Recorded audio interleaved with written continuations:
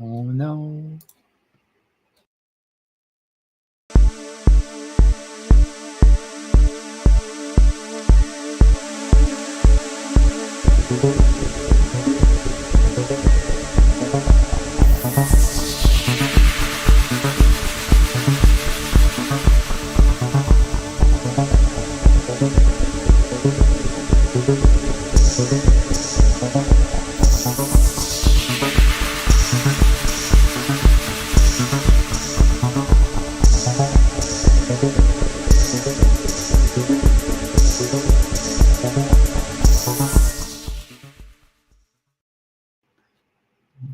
Boo boo, boo boo. Hey, you're showing up looking just like me.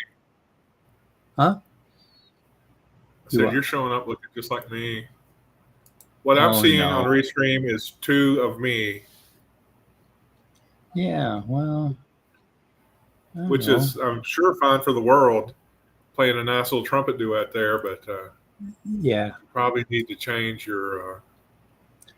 We'll work on that. That's one of the things we'll put in our queue of things to do. What is my name, Scott? Is my name Scott? Oh my God! Not unless you want it to be. I wish Restream would quit doing that. Quit changing things. It should recognize our IPs. Of course, then it'll probably charge us double if it recognizes your IP and my IP. Yeah. Let me see here. What am I? I'm speed of sound. Speed of sound. I had a really good talk with Swifter this week. And I think he was on chat, right? Wasn't he? No, he was on JimBob's chat. It was. Oh, I thought it was a private recording between you two. Yeah, we didn't record it. We just had a private discussion. Okay, but yeah, you had seen him in the JimBob. The JimBobs, yeah. Yeah, we got the JimBob going on. So what were you doing, Scott? You were doing something. What were you doing? Well, I discovered or kind of rediscovered that one thing I really take great pleasure in is watching these Godfather retrospective kind of YouTube videos where basically from every angle they have analyzed the movie The Godfather, and a subset of those people, because there's dozens of cinemaphile kind of users that will analyze movies, but some of them specialize in just The Godfather or similar type, mafia kind of movies, and that do a really good job of blending the clips from the movies with their narrative. And it just can get detailed, and you get obsessive about it, and you start kind of being waxing nostalgic over the Godfather. Like I watched one that analyzed, well, why didn't the mob bosses, the Godfather, all the other Godfathers, anticipate that Michael would go after and assassinate them once Vito Corleone was dead? Okay. Great question. Wonderful question. And it's a great topic to analyze. They had all sorts of great video, to sync up with it. And so that was pretty cool. And then the one right after it that just kind of came up on my feed was an analysis of the meeting that Michael Corleone had in Las Vegas with Mo Green. Yeah. And that was real interesting. And it's just a dumb, stupid pleasure that has nothing to do really with reality, unless you want to try to take random lessons in power dynamics, or something. Yeah, well, at that time, a lot of those mob bosses thought they had their own little fiefdom in like Chicago, El Capone, and New York, and that nothing could touch them. And then the Corleones went to Las Vegas, and they had to make a statement that, no, we're here now. We are in charge. So that's why they shot him in the eye. So, right? Yeah, but the background to that is that the Corleones had made major investments in Las Vegas. But Mo was just telling him to go pound sand because I'm in charge. So yeah, he thought he was power struggle. He thought that was his fiefdom, and they had to make a very quick statement. And I don't know if Mo ever got the point, because I don't think he had time. I don't know. Well, that's true. That's true. Yeah, but I'm sure the people that worked for him got the point.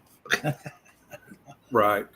Was Mo an actual? Would he be considered a historic figure, a Don or a Godfather or whatever? Or I don't know. I know he was based on Bugsy Siegel, but just kind of in the environment of the narrative there, was he considered a Don or just kind of a specialist who was getting too Bugsy Siegel actually got shot in the eye, but that was in New York, I think, when he was sitting in the apartment. Yeah, that's an interesting connection. But the interesting thing about The Godfather is I went to see that in the theaters, right? And that was in, 1968 or something like that? Yeah. And that was like the first introduction to some real violence in films, because they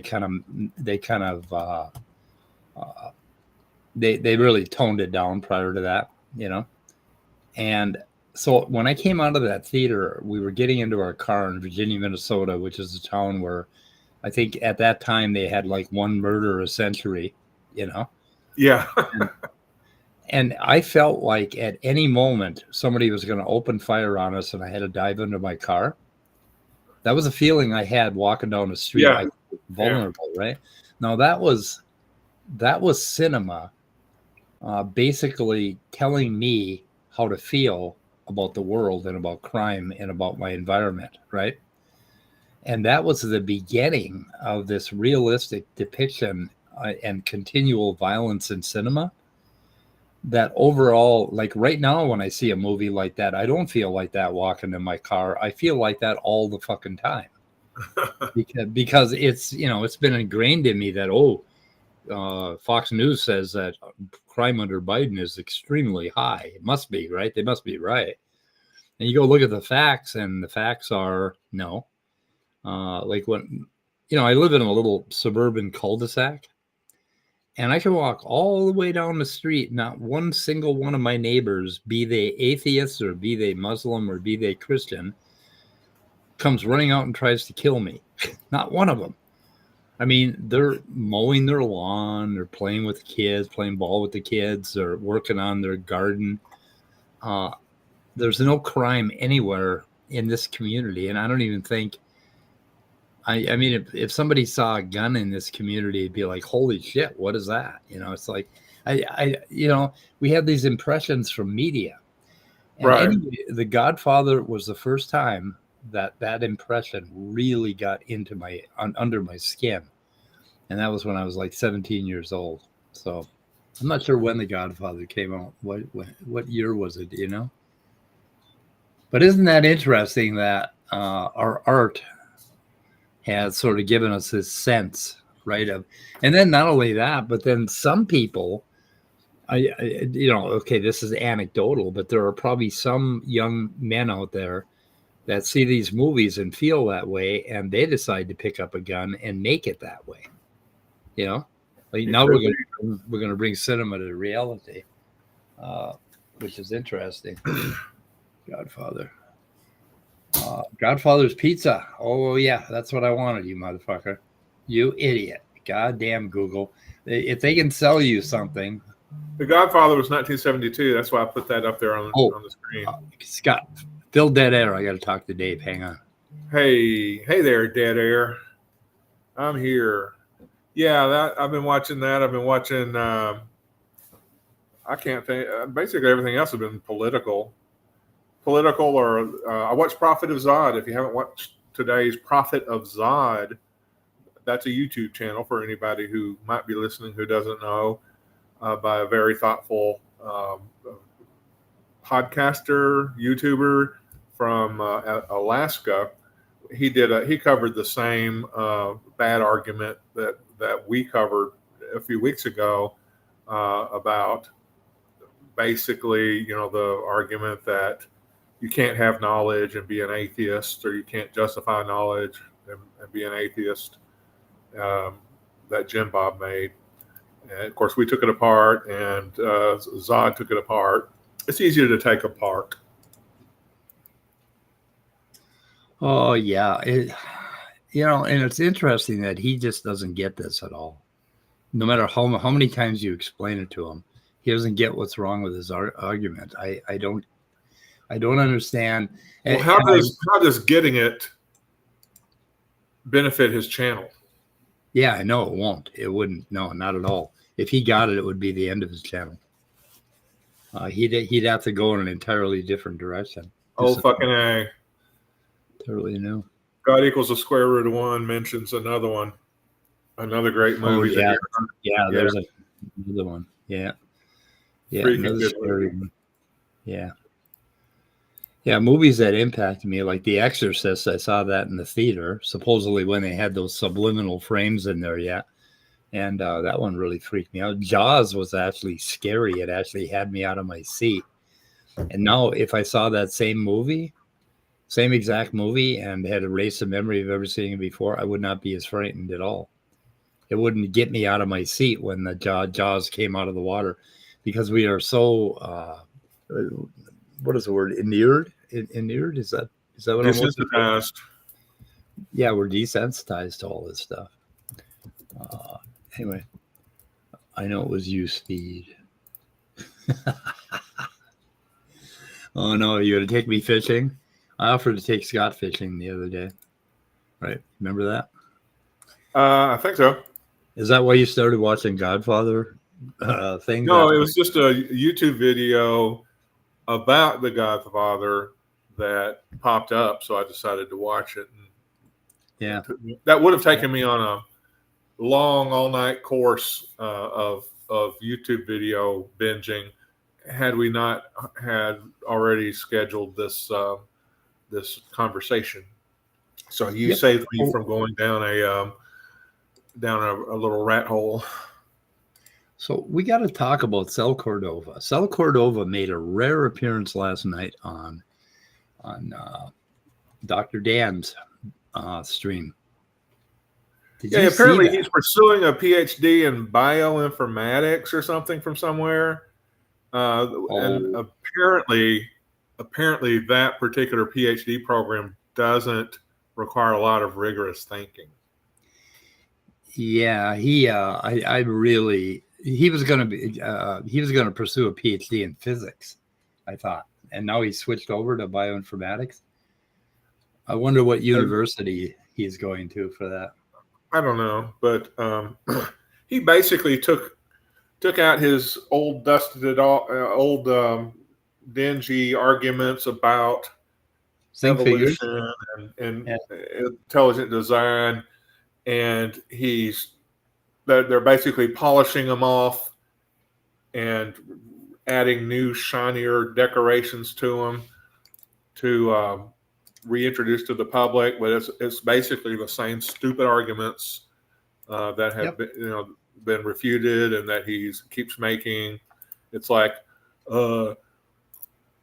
evolution is too improbable, and you haven't proven that evolution is possible. So therefore, a statistical miracle. I didn't say a theological miracle, a metaphysical miracle. A statistical miracle had to take place. Yeah. Which is his little insert for God did it.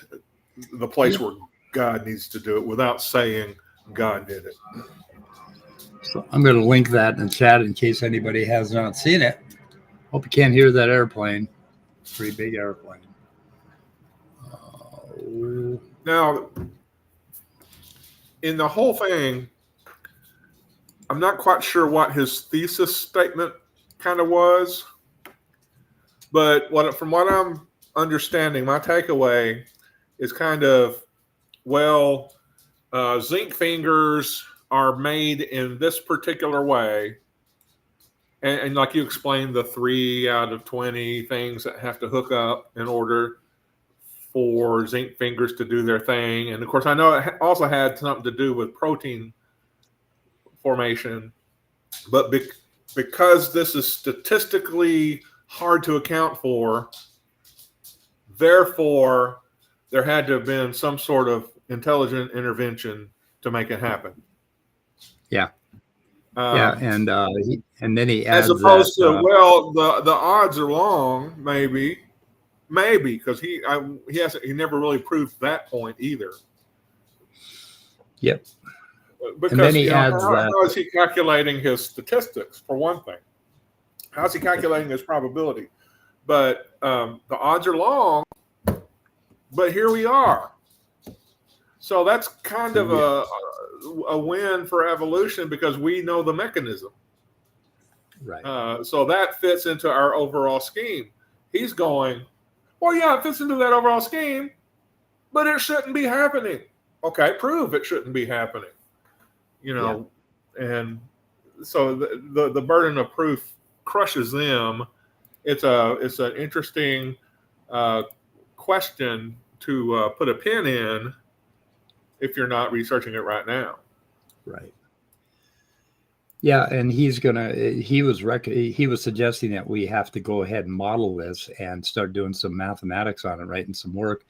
But the work that he is going to do is this kind of back of the envelope statistical calculations that the creationists like to do. Like you have a problem, like, oh my God, okay, what can I do here? What can I do? How could I explain this? Okay. Like, okay, oh, what the hell? Basically, when you get out of bed in the morning and the cat runs across the floor and you trip on the cat and you damage your elbow, and then later on when you're out doing yard work, you wreck it further and you end up in the emergency room. Well, what is the probability that I'm going to end up in the emergency room? So P, probability of the emergency room, equals, okay, the probability of me waking up in the morning times the probability, which is pretty high. We'll give that 97%, right? 0.97. Probability of the cat being in the house, that'd be like a 1.0. We'll just let that one go because that disappears. So we're going to multiply all these things, right? Probability of the cat running, right? So we have cat running, which are going to give a probability of about, 0.10. And then the probability that the cat runs into my path and I step on him. Well, so step on cat, probability of 0.001, right? Because the cat is big house. Now, so what does that equal? So we multiply 0.001 times 0.10 times 0.97, and we determine it's absolutely fucking impossible that I'm in the emergency room. Probability of me mowing my lawn or working on my yard, and the probability of me hurting myself in my yard, on and on and on. And that's back calculations. Right? That's a perfect thing to not tell your insurance company, because what a perfect way to deny an insurance for an insurance company to deny paying on a medical visit by saying, no, you can't be there. It's impossible. It's impossible for you to be there. Right. I think the odds so highly probable either that or God put you there. Therefore, it's an act of God, so we don't have to pay for it anyway. So I think your odds are a lot higher of stepping on the cat, though. Oh, you do? Yeah. Well, the cat. Yeah, I guess. Okay, we'll give it a 0.10. Yeah. Yeah. Whatever. Little higher. Yeah. But that's not how shit works, and so he wants to do that. So anyway, I'm not sure if I want to get into this. I'd like to do a whole video on it, but there are 700 zinc finger proteins in human beings that get produced, right? There are probably another 1,100. And what are these? Are these like building blocks of proteins or something? They're actual genes. Okay, so there's a gene here that produces an actual zinc finger protein. So it'll produce a ZFP, right? Okay. And we have 700 of them. And it looks like a lot of them, the ones we found function for, we haven't found function for all of them. It seems like we have a library of junk zinc fingers out there. And a lot of them they'll lock the DNA, like the DNA is, stranded around like that. Well, they'll take some of the DNA and they'll curl it up And it turns out to be the DNA that's in the sequence were transposons. You remember ERVs and standing for truth? Yeah, I remember your squiggly explanation before. I just wasn't sure if so the zinc fingers are actually just a type of protein. They're a type of protein, and they're kind of a unique type of protein. They've got these little loops that look like fingers, right? And they're all lined up together. And Cell has one, I think, that has 6 or maybe 8 zinc fingers, something like that. And that's the thing where you can add on to it, though, right? Well, there's other parts of the protein out here, and like this would be the functional part of the protein. And now these zinc fingers have a knuckle. So this is the knuckle right here. Okay. And a knuckle. And there is a zinc ion right here, Zn++. And basically, there's a particular sequence of proteins, histidine and cysteine, and they glue this together, and they glue that together, and that together, and that together, and they make these knuckles. And these knuckles have other sequences of proteins in them that just happen to fit into the DNA strand, right? And is this why they call it fingers? Because it's knuckles and fingers? And yeah, because they look like fingers. Yeah. Okay. Zinc ions. Okay. But now, so it fits into a piece of DNA. So you got this protein here fitting into a piece of DNA. Whoops, I didn't want to do that. I wanted to do something else, you little son of a bitch. Give me that. God damn it. Wow. Okay. So it fits into like these grooves. These fingers will fit into the groove. And another one will fit in right here, like 2 fingers, and then another one will fit in right here. And it depends on the sequence of DNA at these locations, basically. So it'll pick out a particular sequence of DNA. And then you'll have another part of the protein out here that does something to the DNA. Like it'll methylate it or it'll do something. So what you got here is you got a little bit of recognition tool. This recognizes it. And this is your the cutting head of your tool. So this is the tool that actually does something, okay? And there are 700 different ones. And out of those 700, I think we've identified about maybe 250, 200 that we know what they do. The other ones, we're not sure what they do. We're not sure if they do anything. They're laying around out there. But the point is that I was trying to make the cell is out of these, you can have anywhere from 1 zinc finger up to like 23 in some proteins, because these things get duplicated because of slippage, because they're very similar, because this part is very similar. They tend to get duplicated. So you end up with more and more zinc fingers, like there'll be a mutation, and you'll end up with 7 zinc fingers instead of 6. But the point I was trying to make the cell is only 1, 2, or 3 of these zinc fingers actually does this function, right? And the pharmaceutical industry is really fascinated with this, because this gives them the option, if they can get like 4 zinc fingers, okay, now they can recognize each of these. I think they recognize 3 nucleotides, each one of these. So it'll be, or is it 4? Maybe 3 or 4. I can't remember. It's been a while since I looked at this. But anyway, so if we could recognize more and more of a sequence, then we can go out and find somebody's mutated cancer gene, and we can create a little piece of medicine that will lock into that DNA and destroy it, basically, or repress that gene. So we could repress a gene from firing off, and the cancer will die. So this is a really big thing in pharmaceutical industry. And this is why Sal is mad that the pharmaceutical companies are investigating this. I didn't understand his argument about it. The only ones that seem to be looking at it are pharmaceutical companies. And it's like, well, if this is a related thing, then they would be looking at it, right? Yeah. Those are the people that are looking at this kind of stuff. Yeah, they're having a little trouble figuring out what sequence of amino acids need to be in these fingers in order to recognize specific DNA. So they're using AI and machine learning now to figure it out. And this is going to be a field of medicine that is capable of curing genetic diseases. Yeah, that sounds awesome. So that's why they're doing it, right? But now it's very difficult to just say, okay, I have a sequence, and this is how Cell thinks God did it. God had a sequence of DNA, and then he went out and designed a zinc finger, basically to lock into that sequence, right? How probable would that be under a naturalistic model?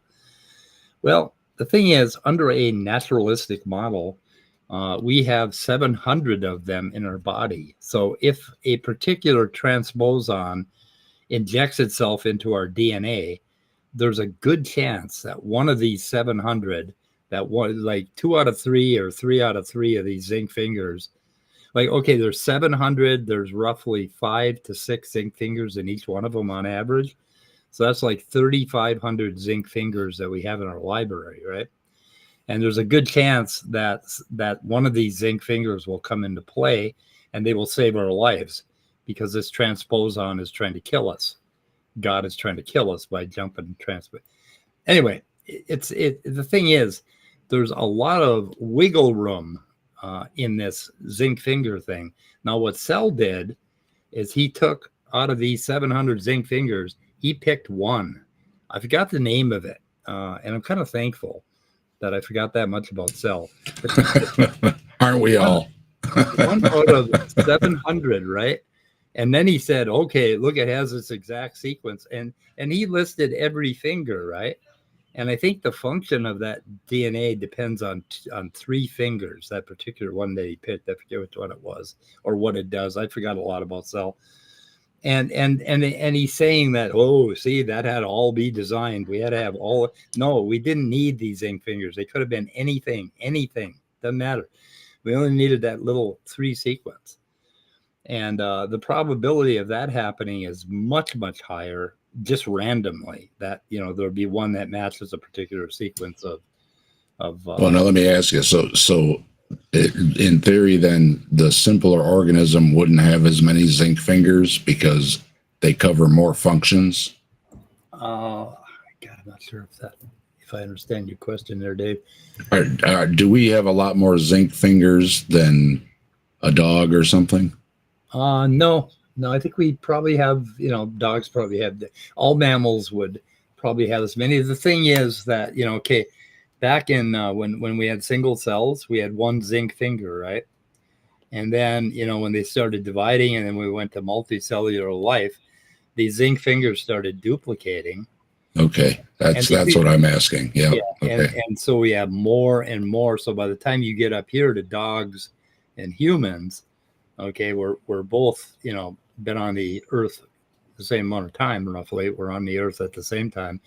You're going to have it like 700, and dog might have 1,100, might have 200. We don't know. Depends on the history of the duplication mutations. But there's more to it than that. Not only do zinc finger, the entire gene duplicate, but these zinc fingers, because of their similarity, they duplicate inside the protein. So like I said before, I might have ZF314, and mine has 6 fingers, and you, Dave, you have a ZF314 that has 7 fingers, because you had a slippage mutation that created a totally different zinc finger. And now your offspring will go on and could mutate that seventh zinc finger. And at some point in the future, it could lock into something in DNA that became a beneficial mutation, and your genes would be naturally selected and they would get into the future.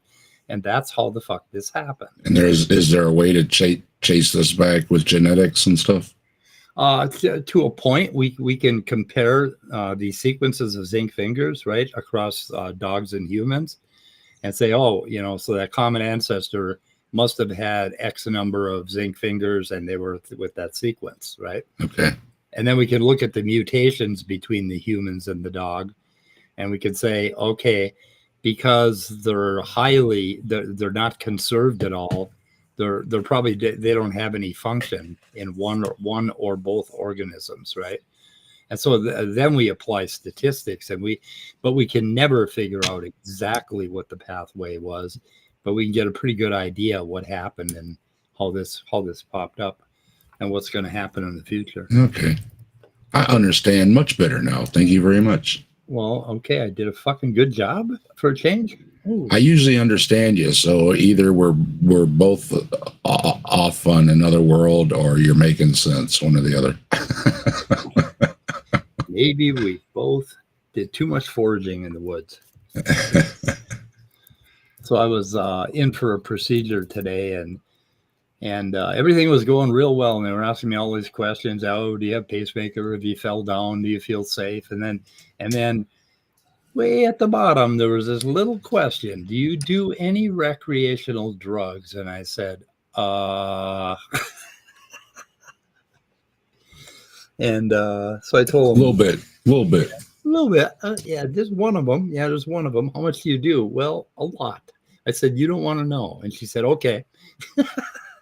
Yeah, when I had my scope down my throat, and they asked me to, and I was like, smoke a little weed. Yeah. Yep. And they really, though, they're just not even like, I don't even think they even write it down anymore. They're just like, oh, okay. Yeah. Well, the interesting thing is the nurse just started grinning ear to ear, and you could tell that she's also doing what I'm doing. and we had a little conversation about it. It was kind of interesting. But I've heard a lot of folks microdosing and stuff. So. Oh yeah. Yeah, I figure full disclosure. I got to tell. I'm going through some medical problems. I got to be honest with what I'm taking. Yeah, you should be honest, because you just don't know. I mean, even when they ask you, are you taking aspirin and stuff, there's a reason they're asking you, because it thins your blood and stuff. So, yeah. Yes. I got a little JimBob for us. Your stream has been on a lot of channels. I see Ape is out there. Ape had your stream up too. It's been on a lot of channels. It got around. You're very popular, Mike. Oh, cool. I like being popular. Yeah. Am I in danger? Hey, my little counter on the YouTube page says we're at 669. Ooh, we went up another one. Nice. I'm last I looked, I was 2 away from 300. I had a good month. I picked up 30 subs, and my video with Missing Mod is my first video to not only break 1,000 views, it has now broken 1,400 views, and it's still ticking up. Cool. So and then Joe, who had Matt Delahunty on the other day, he had a really good show and picked up a bunch of subs, and there was a lot of folks there too. So a lot of us are having a good week or two in the community. So thank you, everybody, and much appreciated. Yeah. Joe at the Kentucky Atheist. Yep. And he's having R and Ra. Okay. He's having R and Ra on what's the date? Yeah, I think it's this week he's having R and Ra on. And didn't he have like he had 500 or 1,000 people watching or something while Matt Delahunty was on? It was a lot. I mean, it was huge. He had great numbers out of it. Yeah. So I want to thank everybody for this. I mean, this is heck yeah. This is fucking awesome, right? I was with you, Mike. I had my button on this. I had my screenshot ready. I was.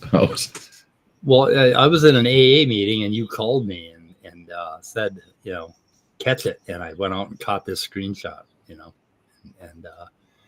Well, I was hoping my promo for the show had like 250 views, and I was like, well, cool, maybe I'll get a couple hundred views out of it, and it just took off. So that's just awesome. And we had a great conversation about the Dogman, and I've had a couple comments come in from other people who've seen a Dogman. So I guess a lot of people are seeing the Dogman. Who knew? Got it. I've never seen the Dogman. I saw the ape pig man. Man-bear pig. I saw man-bear pig. Yeah, I remember that. Yeah, but I was only 4 years old, and I'm pretty sure that memory is kind of distorted from a 4-year-old's memory. Or maybe I was. And I asked the hard questions too. I said, "Hey, I got to ask. How are your eyes? Drugs or alcohol? You know what I mean?" So it was a good, I think, a good thorough interview, and we're still friends. So. if I saw one of those, I would schedule an appointment with my doctor. I would. Well, like I explained, there's people who have experiences. Mike, you had an experience. Tux, he had a big, profound experience. People have experiences. People see things. They see things in the sky. They see things in the woods. They see things in the lake. I don't deny that people, some frauds, obviously aside, but these people are seeing something, they're experiencing something, they're hearing something, but I just like to investigate, what it might be. That's all. Yeah. Curiosity. Yeah, it's really interesting when you have one of these experiences, like, God, I had some very early, like, ghostly experiences, and then you retell them and you remember them, and they tend to get a little more real as you go along. And I'm just wondering, but I've been very honest about that. Like, I have one memory of being 2 years old and being in a car accident that was fatal to my older brother. And I have a memory of being in the swamp, laying in a puddle of water with my hands extended out and a little tiny Christmas tree in between my hands. And I heard human voices behind me, this rah, rah, rah, rah, rah, like people talk. It'd be interesting to have a time machine to see if that, how good those memories are, wouldn't it? Yeah. Yeah. And okay, there's a fact that I was thrown 40 feet. It is a fact that I landed in swampy water. It is a fact that there are pine trees out there that look to be about 60 years old right now. And I put all that together, but I've remembered it so many times that I'm no longer accessing, the original memory. So I can't be sure that this really happened. But I kind of think it did, because I had these memories from a very young age. Like I remember in grade school thinking about this and talking about it. That's like when I got hit by a car. It's kind of in little pieces. I don't really have a full memory of it. It's a grill coming at me and waking up on the sidewalk and being in the ambulance, going to the hospital. You know what I mean? It's just these little chunks. Yeah. And it's like, I don't know. I was 2 years and roughly 6 months old at the time that happened. And so that's pretty early to be laying down a memory. But then it was traumatic. So I don't know. Who knows? I don't remember how old I was. Probably like 8 or 10 or something. I mean, I was out riding around on my bike. You know what I mean? So I was old enough to be, Yeah, my friend got out running around on my bike. So my friend got hit by a car when he was sliding. And there were a whole bunch of people running around outside the car because there were like 4 kids on the sled, and they were taking care of the other 3 kids. And he was laying under the car looking up at the exhaust system. And apparently they totally ignored him and never found him. He just crawled out eventually and he went home. One of my oldest buddies, ironically, that lived on the next block over, he also got hit by a car in the same intersection I did, but he ended up on the other corner. So wow. That's something we share in common. We both got tagged at that same intersection. Damn. Okay. So where are we at, guys? We're at the Jim Knob. We're at the Jim Knob. Oh, there's another name. Okay, JimBob, Jim Knob. I like Jim Knob. Yeah. JimBob. I saw it in the chat. Somebody put it in the chat. I'm not taking credit for it, but whoever said it, I liked it. So I like JimBob, but I don't know if you guys can hear this. So let's test it out here. Let's see. We grant that. Why would we grant that? Sounds fine. That's why I ask them, why is it important to know the knowledge of whether Christianity is true or not? And then if you take a secular approach, the only answer is, something in the world, it helps us progress further or learn more about the world. Or it's like assumed in their view that we should go against things that are false.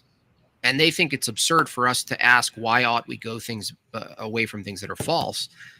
And I do this every time with the atheists, is that he does that every time with the atheists. Every time he does it, and he never gets an answer that's adequate to him for some reason. I wonder what that reason could be. He starts out asking, okay, is God true or false? And then he says, and then the atheist says, well, no, it's false. I believe it's false. I'm an atheist. And then he says, well, why is it a good thing to believe in the truth? Okay, so he has completely changed the conversation from is God true or false to now a meta conversation about why should an atheist believe what's true at all? And then he goes further, and we can see where he goes with it here. When I ask the question, why ought we go away from things that are false or reject things that are false? They say, well, sometimes they just say, well, because it's false. What do you mean? Well, no, why? And then they say, because it worked. Okay, because isn't. Okay, pause for a second. What the fuck? Just do that. Try that for a day, and you don't have to ask that question. What a stupid, insincere motherfucker. Yeah, so the next time a cop pulls you over and he says that you're going 70 miles an hour, you ask him, well, is that true or false? And he'll say, well, it's true. I clocked you. You're going 70 miles an hour. It's like, well, okay. Well, why would you care if it's true or false? What is your reasoning behind that? And then the cop is going to pull you out of the car, tase you, handcuff you. Right? I mean, it ain't going to work, right? But he tries this on atheists every day, and he expects it to work. Yeah, like, oh, how do you know what's true to begin with? It doesn't matter what's true. And he gets into like an interesting epistemological question that we can talk about. But let's see what else he says here. Oh, he talks about evolution, survival. Works better to do the other thing. And I say, well, that's not actually true. For all of the things that you find valuable, including procreation and keeping humanity alive, it's very much the case that someone could believe something false. And if it aided them in the behaviors and it informed their behaviors that you agree with are valuable, then what the hell would your argument be against it? Okay. So he starts out by saying, well, that's not true, right? So JimBob is using truth, right, as a means to argue with the atheist. But then what he's arguing with the atheist is that the atheist shouldn't care about truth because he's an atheist, right? So why would the atheist give a fuck if what JimBob is saying now makes any sense at all? Why is the atheist even talking to JimBob? That's Ken Ham. If we're just molecules, why even care? Why even do this or that, or why do anything? And it's a weak argument. Yeah, and it takes a little unpacking to see what JimBob's going, but he starts out claiming that truth is important because JimBob has the truth and he's going to argue with this atheist, and this atheist should realize that he's dumb because he doesn't have the truth. But then his whole argument is that there's no such thing as truth for the atheist. So it goes right around, and why the fuck does the atheist care about what JimBob thinks is true? I mean, if there are two people having a conversation, there is a presumption of rationality and truth and falsity, right? Truthity and falsity. And he just tries to sweep that under the rug. And then when the atheist gets irritated with him and quits answering questions, the reason the atheist does that is because he has moved the goalposts now. He's moved them way the fuck across the field into outer space, where we question the very concept of can we come up with a true statement at all. And JimBob is very surprised that the atheist gets frustrated and either quits his channel or tells him he's full of shit or whatever. And it's just like, I don't know. But this is the whole precept. They try to pull the rug out from under you, and they try to pull the meta rug out from under you. After they pull the rug out from under you, they pull the floor out from under you, and then the ground that the floor is based upon. And then they try to pull the earth out, and then they try to pull the whole cosmos out. And it's and from biology, we're going to say, well, my dog sleeps and eats and plays and enjoys, a good belly rub, some social activities, all these things. I don't think my dog is pondering philosophical arguments on truth. Yeah, well, your dog's an atheist. Why should he care? Right. So, that's all. But we're doing the same thing. We eat, sleep, we right, have fun and everything and stuff. We're just on another level intellectually, but the argument that you have to have all these things, or why you even exist or anything, I just never got that argument. That's the Darth Dawkins thing. He does that all the time too. That, well, yeah, if you don't believe in God, then you don't know anything. You can't think about anything. You can't do anything. And it's just weak, because the Hitchens argument, name something a non-believer can do or can't do that a believer can do, right? There isn't anything. Yeah. So old Joe says, why are you addressing his argument here on your channel? Because it's my fucking channel, old Joe. And yeah, I accidentally, just without thinking, I typed a response to him in your name, Steve, so I do apologize for that. But basically, we don't have to answer that question. He really doesn't need to ask it, because there is the First Amendment to the Constitution of these great United States. Why are you coming against my constitutional rights, old Joe? Yeah, what the hell? That's the same thing when they invaded Prophet of Zod's chat earlier. They were all saying the same. Why don't you come on his channel and address it? It's like, because he made a video addressing it. People make videos. I mean, why were they on Prophet of Zod's channel? Why weren't they on JimBob's channel addressing it? Right? It was JimBob's argument. I mean, why were they over there defending JimBob on Prophet of Zod's channel? They should go on JimBob's channel and defend JimBob. Yeah, that's just weak sauce, people. Weak sauce. Well, okay. The other thing, old Joe. Welcome to YouTube. Old Joe, I'm not a narcissist. I believe there are other people in the universe, and JimBob is one really bad example of them. And so that's why we're doing it here.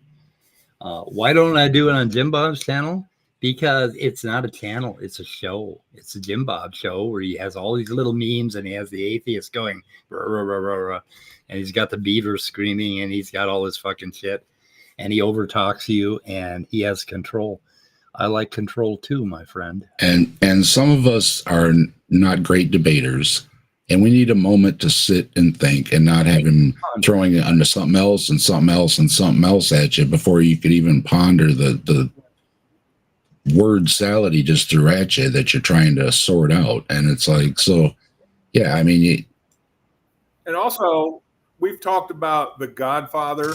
We've talked about Zinc Fingers. We've talked about a little bit about Sal Cordova. We've talked about a number of topics, one of which happens to have been JimBob. So this is one of those situations where you can just chit chat and talk.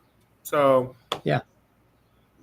Once again, why are you here, old Joe? Why aren't you on JimBob's channel talking about JimBob? Why are you here talking about JimBob? Joe, to his credit there, did say that, I guess I'm all right. I did come on the channel. I stood up for myself. So yeah, we have that agreement. So I'll take it. Yeah, I'm a JimBob virgin. I haven't been on his channel yet, and I don't think that's ever going to happen, because they're too foolish. I don't care to sit around and answer stupid questions like, why do you value truth?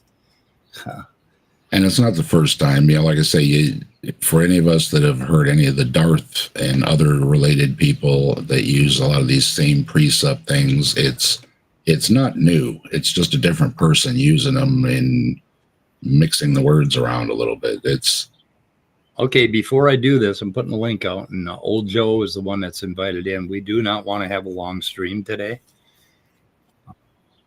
Oh crap! I was going to invite Simus Funk, because he's more neighborly than these. We'll do it one at a time, because I don't want to show here. So okay. Hell, Joe, you got to promise to be neighborly. I really don't want a JimBob clone on here, so don't call people demons. Don't accuse them of ill intentions and shit like that. And we will try you say to anything show you bigoted or any of that bullshit, and you're getting bounced to me as fast as no guarantees. And let's put how committed to getting out of here early are you? You started out wanting a hard stop at 45 I got an minutes. AA meeting at 8. So, and okay. Yeah, I'm pretty tired. I had a I had a really bad night last night, and I'm still half high on fentanyl from my procedure. So anyway. All right. In advance, if I've said anything to insult you or hurt your feelings, old Joe, I apologize. I sometimes do that. Can you guys hear me okay? Yeah, I can hear you. So I welcome insults to myself. I'll tell you exactly where I stand, and then I'll be very brief. Okay. I do not welcome insults to myself, and especially to my friends. Maybe that's the difference between you and I. So I'll start out with saying that. Could be. Okay, and I respect that. Old Joe's going to tell us where he's at.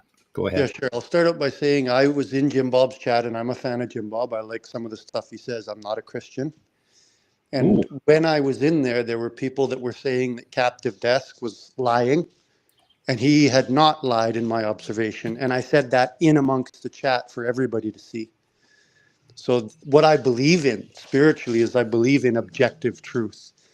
I believe there's a truth that we're bound to, and I believe when we start lying and straying from that truth, then we're serving evil. That's my spiritual belief. I don't know where I stand in terms of Christianity or any other religion. But let me give you guys an example, especially you answers in atheism, because I called you on this before, and I would like your response to this. When you put on your channel that JimBob, the incel, has done something, and he asks you what that means, and you say that that's unimportant to the debate, then you're not being honest, sir. And you know you're not. And then you're straying from objective truth. And I believe JimBob at times does so as well. When he does so, I call him out in his chat. But I find he does so less than the atheists that I've met. I'm willing to be convinced. But what JimBob's point is, and what you get, there are so many avenues you guys could attack on, and I don't know why you don't get it. What the main argument he makes is that you have no moral grounding, and then you wind up doing things like calling people an incel and then saying it's unimportant. That's lying, and that happens more in the atheistic circles than in the theist ones. That's fair. Okay. It's fair enough, but I will say it was tongue in cheek. You know, I mean, we were poking back. You know what I mean? So, okay. But then let me respond to that. I would say that. I understand. Yes, I understand. Let me respond to that. Now, I've had a lot of Saint Bernards, and what I do is I'll come into the room and I'll just crouch down and I'll look at him real sternly and I'll rush him, and just rush at him like I'm attacking him, right? And he gets all, oh God, we're playing. And he jumps around and gets all excited. Now, am I lying to my St. Bernard when I'm play fighting with him? No, but your St. Bernard didn't ask you directly, or doesn't have the capacity to ask you directly. And do you want me to respond to that, sir? I think that question is obfuscating, and it's more lying. And it's a way to avoid taking responsibility for what you did.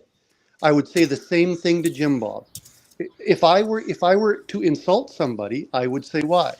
I'm saying, sir, that on this channel, I'm not saying this of Captive Desk, and I defended him publicly, but on this channel, I have seen that happen. I appreciated it. And you expressed that in the chat. I disagree, but I believe once we start having inauthentic conversations, we might as well be barking at one another. That's what I believe. Okay, hang on a second now. Now, when I rush my St. Bernard and he rushes me back as if he's going to attack me, is he lying? Sir, let me ask you a question. Just follow I believe St. Bernard acts in an authentic fashion at almost all times, except for when he's trying to steal stuff from you. This is why relationships with pets are so attractive to people.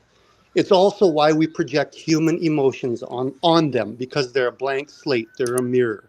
And for you to use it in the context of defending, calling JimBob an incel, and then not sticking up for yourself when you were asked the question directly is nonsense. It's nonsense.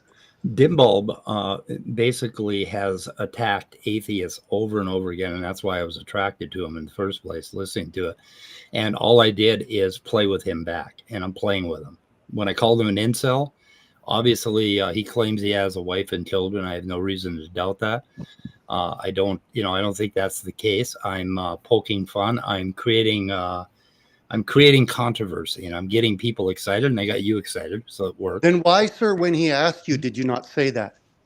Why did you say it was unimportant? Clearly it was, and you did so for a purpose. Well, because we would have had this conversation instead of the conversation we were having, and I just, I wanted to stay on track. That's why.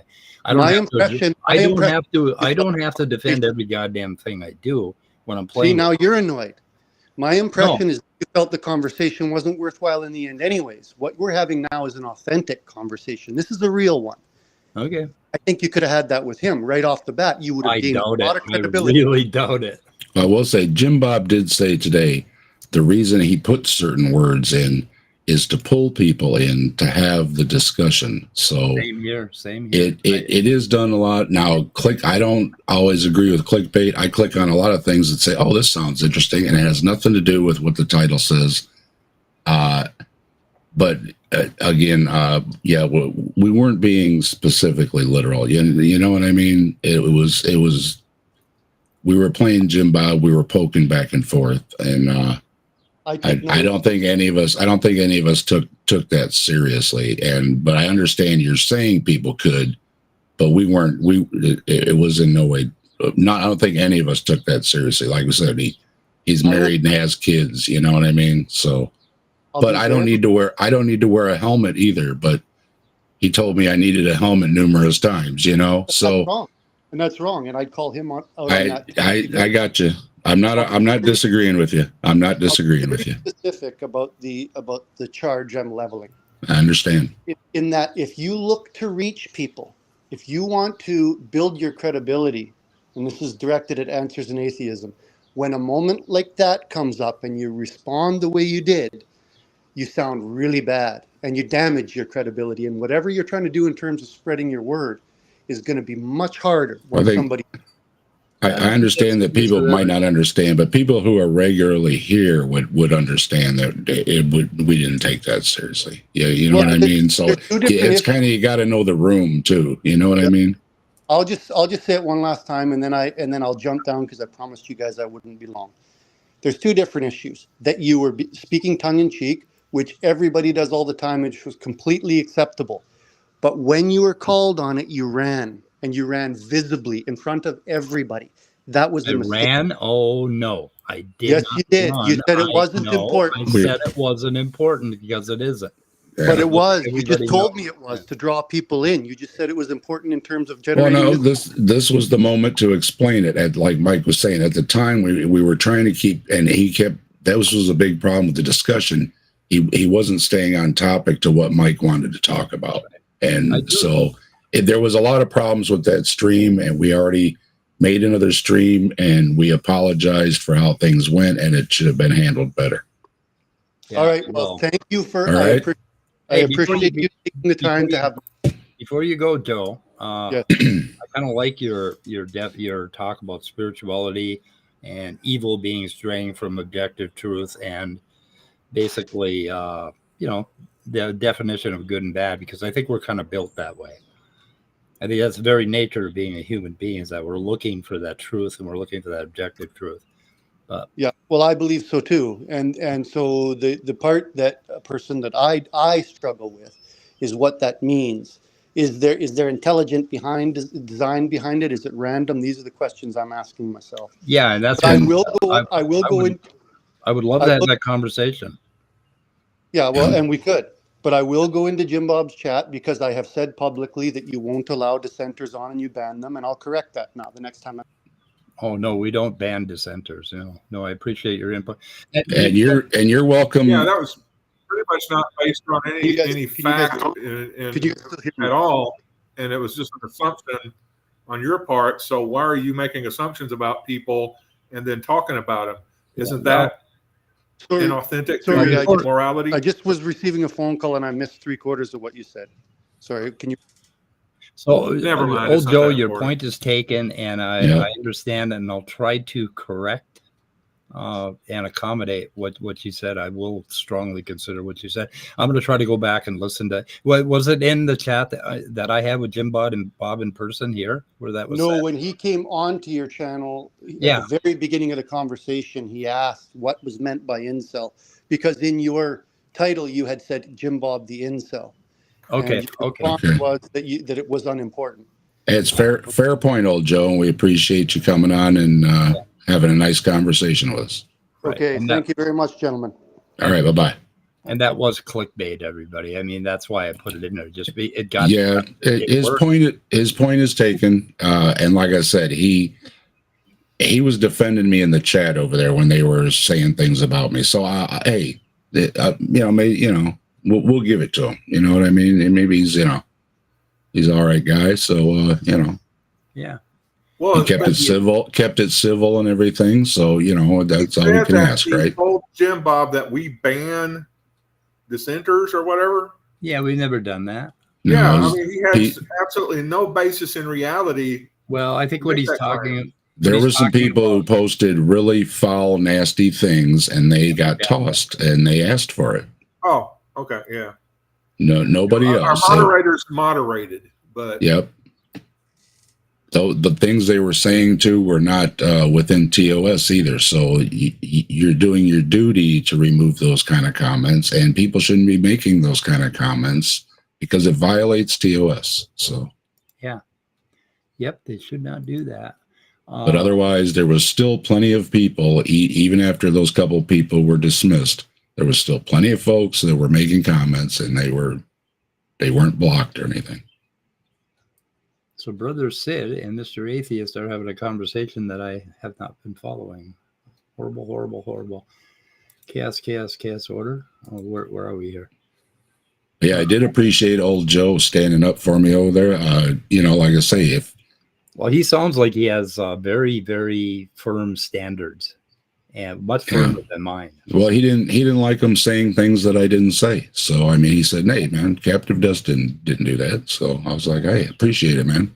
So yep. We can disagree, but be civil. So and that's what we asked of JimBob, who just couldn't do it. So. Yeah, old Joe just proved he can come on, disagree, make your point, and say, "Hey, have a good one. I'll talk to you later." So there you go. Maybe at some point we can talk about his model of spirituality because it's kind of similar to mine, except we ground it differently, and he has different questions about it. And it gets back to what JimBob was talking about here: why an atheist would believe in truth, right? And that is going to be a deeper discussion. So anyway. So did you have something you wanted to hit on that video there? We got interrupted. Was there something? Well, you see, that's exactly why I didn't let JimBob talk about that subject before, because we just got interrupted in what we were talking about. We talked about an entirely different matter, and now I'm not sure if I, can even pick up the threads again. It's been a while since we listened to this. Yeah, listen. Go ahead. I really would have rather tried to get Simus Funk or Mr. Atheist or Maya Atkinson in here. Well, are they still here? Anybody wants to come in? The link they is. Are. Maya usually can't come on because of work, but I'm not putting words in her mouth, but that's my impression. And the others, I don't know. Yeah, anybody want to come in? Yeah. Well, I did want to make a comment about Sal last night. It was last night, right? It's Simus. He gave what I thought was like 10, 15 minutes of diatribe only to say, but I can't answer your question. Okay, let me work this up. Okay, Scott, your turn. Okay, I'm going to do it. All right. Glad to have you. Simos. Oh, hello. Hello. What do you think? I think this is a well-drawn... The JimBob, this is who I'm referring to. I think that the insults and things are exactly what they're playing for. Yeah. And they do it by giving semantical arguments and trying to equivocate on some really unsettled words. So that's the fault in the argument, I would say. The philosophical fault is an equivocation fallacy, normally. And then secondly, I would say they kind of... try to put someone off their game, in inverted commas, by being passive aggressive. Yeah. And mainly saying things in a tone which is very provocative when it needn't be. Right? Even the simplest point you make, right? They will just throw it back at you and say, "Yeah, but you've got no answer for solipsism." either like they have, or that there is no answer, right? There's plenty of answers. Whether they're good or not is another matter. But, to say that atheists don't have a grounding for morality or some answer to Solusism, both of those things are false. They may not be the right answers, but they do have answers. And they are, if you want to disprove that a atheist doesn't have a grounding for morality, the way to go about it is not to say, but I do, because that's yet another fallacy. Yeah, so I haven't. As far as I've heard, but it is a legitimate grounding. Yeah. So as far as I've heard, they've never given an internal contradiction in the atheist worldview that shows that there can be no grounding for morality or anything else. It's like with JimBob's argument against atheism. The famous premise 1 that we talked about. Mm-hmm. He's going on saying that, and even his minions are going on saying, well, y'all never showed a contradiction, or y'all never refuted it, when in fact we had. It's just they don't like our refutation of it. Like my particular argument against their premise 1 is it's incoherent. The words that you use don't go together. You're not making a coherent statement. You can't say, an effective physics is true. That's just not something you can say in this context. Yeah. And so that ends his argument right there. Premise 1 is invalid. It's there's valid and sound. It's not sound for sure, simply because it's not a coherent sentence. Yeah. And so it's just, little denials like that just tend to add up. Yeah. And I think I've heard him say in somewhere else that, his definitions are proprietary. So, who knows what they are? When he says something is X, who knows what he means by X, in this case, truth? I don't have his theory of truth to hand. I've never heard him explain his theory of truth. He certainly doesn't give some justification for the premise of saying physics is either true or not true. Well, so physics is either a proposition or not a proposition? Is that what he means by truth? Because that's incoherent, like you're saying. Right? So, no, he means something else by truth, right? And not the actual philosophical definition of truth. I think some colloquial definition, right? The definitions aren't explicit enough to agree upon them. Yeah, as exactly. working definitions. So is this part true here that they ground truth in God? Is that how they ground truth? Yeah.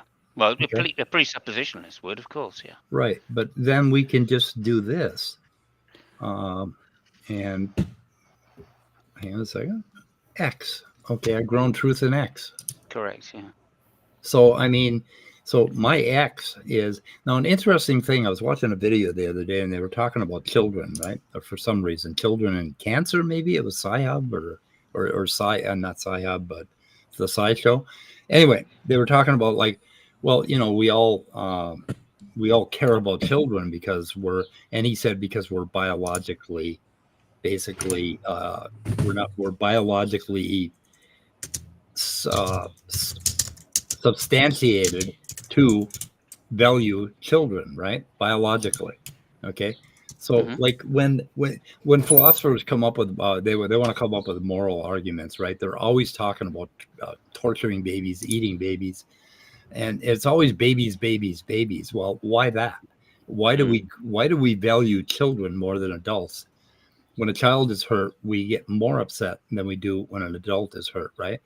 And this guy just very casually said, yeah, because we're biologically designed to do that. So that's my X. My X is that we are biologically designed to value other human beings, certain moral codes, children. We don't like to murder. We don't like violence. We have all of this valuation in X, but they just replace X with God and they think that works. It doesn't. It's just another X. Well, it's not an explanation of how it happened. How does God ground truth, right? Otherwise, you just fall into the same dilemma that you would in the you do in the problem of evil, right? How does God entail morals, right? How does this? How does it substantiate? Or ground? How does this entailment work, right? That little arrow means entailment, right? God, exactly. morals. Yeah, it's like, well, biology, morals. I can do the same thing. I can play the game all day. So there was some research done by Patricia Churchland a long time ago now. I like that. 16 years ago, on prairie voles and their attachment chemical hormones. Did you say prairie dogs? Voles. Prairie voles. VOLE. And so that's worth looking up. She came to a conclusion that the oxytocin is the chemical which allows for long lifetime bonding in one particular species of vole, and not the absence of it in another species of vole, which doesn't have lifetime bonding. Yeah, it was the demonstration that the conclusion that she made. And so, if it happens in voles, mammals, social animals, like same as humans, how much more so would a reasoning creature take from those impetuses, natural impetuses from biology, and that's how we can arrive at a complex series of moral, moral reasoning effectively. There's also sorry, Simo. There's also the fact of adversity and adaptation. Essentially, it's like say in Toronto, there's like a problem with the raccoons that always kind of figure out how to open trash bins and stuff like that, like specially designed and all that crap. So it's just basically it's because the fact that we are forcing them to puzzle solving constantly, that they're getting better at it. Same thing that happened to us. So raccoons are next. Anyways, just wanted to say hello. And I don't know if you've seen like the link that I've given you guys. When? So anyhow, it's just about the protein. It's like it's actually a meme song from a video game called Mass Effect 3. Anyway, it's just it's just basically saying from protein we are formed. So, and it just kind of goes through some of the list of how the building blocks of life and all that stuff. So, can you throw that out there again? The link I missed it. Okay, I'll do it again. I suck. I miss things. I'm sorry. It's okay. Not only do I miss things, but I run from JimBob. Hello, Chris too. Yeah, yo, Dave, what's up? How you doing? I'm doing good. Good. Yeah, those damned raccoons. Hey, how come my thing is no longer working? Wow, this is interesting. You can no longer see me write things. Ooh. Yeah, it's not grounded in truth. It's not grounded in truth, apparently. No. Physics. You can never trust it. Yeah, what the heck? I really don't think truth needs a grounding. I mean, no. I don't. To me, it's a consensus thing, and we don't have consensus in very much. Our moral systems are not grounded in anything. We have certain people in power who happen to agree certain things are wrong or right, and that's why certain things get enforced. And there's always flaws and holes in our morality. And, you can paint a pretty little picture of a well-grounded, consistent morality, but you're never going to find that in real life.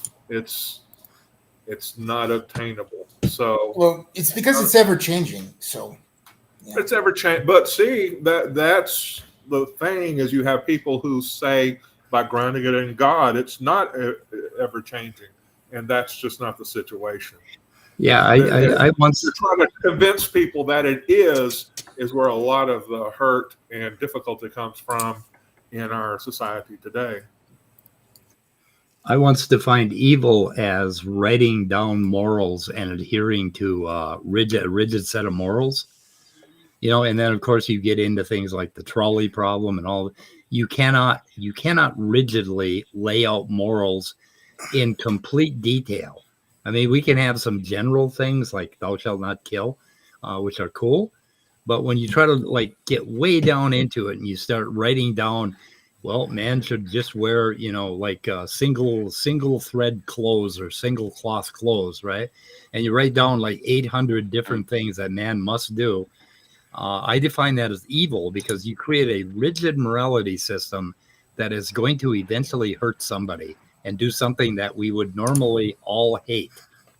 Even at thou shalt not kill, Christians done a whole lot of killing, and to be fair, so did the Jews in the Old Testament days, or the thou shalt not kill except when thou shalt not kill. Accept this, accept that. Oh, you have to use your judgment. Oh, accept that. Trust your leaders.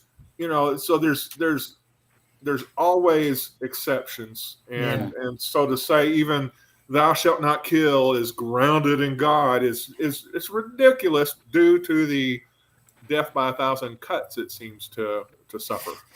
Yeah. Well, much the same as when they say it says in the Bible X, right? Well, you have to interpret that, dude. Yeah. Everybody has to. We're reading words off a page, right? You have to interpret it, and if you have to interpret it, it's not, as they say, set in stone. Right? There's no objective grounding for your interpretation when it comes to reading the Bible. So it's exactly the same deal. When people turn around to atheists and say, "Well, you can't ground X," yeah, well, sorry, that's just how that works, right? And yes, it can be grounded, just not in the way you like. Well, here's the most important thing about morality. Morality is an occurrent process. It's a thing that we do in the present, right? We don't write down what we learned in the present and make rules for all the future. It's something that we are always going to do in the present, and we are going to do the very damn best we can do. Yeah, it's a constant renegotiation. Exactly. Right. Based on things as they occur today, and looking back, learning new information. And then, like, how are you going to treat a person, who appears to be under the influence of a demon? Yeah. Well, that's sort of morality. That's sort of not. But anyway. Yeah. That's why I mentioned this particular point, because it seems to me that the inference being made with the physics one is that it's relative because it's done through the inductive process, and therefore there's always a possibility that it could be superseded by more data. Right? That's the nature of an inductive argument, okay? But that's exactly the same for the Bible. Right? If we were to find an original copy of one of the Gospels, say, complete copy, okay, well, that might have data in which supersedes the current versions. Yeah. Right. And who's to say that isn't going to be found? Right. We don't know that. So when they point to the Bible as a grounding for anything, right, they're still doing exactly the same thing that they're accusing people of JimBob is accusing. I always hear Bart Ehrman. Physics and truth. And when just to finish this up, Dave, when he says truth in that physics context, okay, what he's referring to is the idea of knowledge. Right, he's referring to justified true belief, JTB. Yep. He's referring to the T in that. Okay, well, of course, that's deduction. That's deduction for knowledge. That's not deduction for. That's not knowledge for induction. That's not how that works. Yeah, and different types of arguments. There's no actual truth the same way there is with a deductive argument in knowledge. So again, he's conflating. He's equivocating on the different words. He's got loads of presuppositions he's adding in. They're terrible arguments. They really are. And a lot of people just assume that JTB or justified true belief is some sort of a completely accepted standard. If you go look at the Stanford Encyclopedia of Philosophy, you'll find about 55 criticisms of JTB. Yeah. And it goes around and around. I mean, it's the best most people have got. I don't think people don't wish to accept it as a thing, but to say it's absolute, or to say there's a necessary conclusion because you're using truth in that way. Yeah. No, that's not the case. If you use the JTB to justify your knowledge, then your knowledge is still fallible. Yep. I'm afraid. Well, in the library world, it's basically the difference between fiction and nonfiction is very it's very very rigid, and it's distinct on how so much so that technically, like, any religious textbook is considered fiction. So it's just that people will get mad about that, and so that's why they got their own separate category. So, and that type of thing. So it's just like, it's the fact that you're asking special pleading for exceptions for your how whatever kind of keeps you up at night. Well, not keeps you up, but makes you sleep at night and whatever. But anyhow, that's how the world works, I guess. Anyway, I was going to say, whenever I hear all the Bible things and everything and stuff, I just always hear Bart Ehrman saying, "Copies of copies of copies of copies of copies." Yeah, and that's another point within the library world, is that how you classify an entry is based on its physical description, who's publishing it, the year, all that stuff, and I'm basically gonna show the whole categories on how you do that kind of stuff. But anyways, every entry has its if you modify something from its original version or entry, quote unquote, you have to create a separate one, and that it's its own separate entity, and then it stacks up pretty much far. So yeah.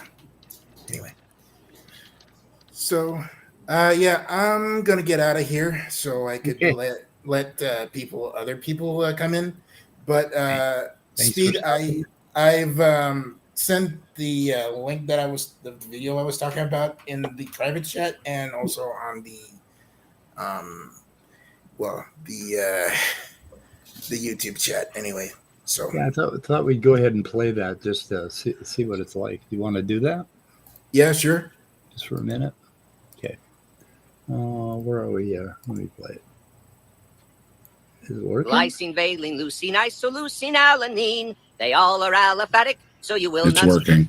The lone human amino acid with one is proline. From protein we are formed. With 2 hydroxyl groups you'll find serine and threonine. For sulfur, look to cysteine or to methionine. For bases, you have arginine, lysine, and histidine. From protein, we are formed. Now the aromatics! Tryptophan and tyrosine and phenylalanine. Aspartic and glutamic are both acids, as we've seen. For amide, C, asparagine, and also glutamine. From protein, we are formed.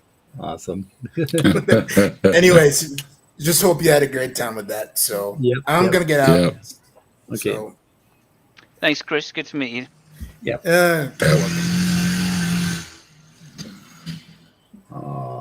Good notes.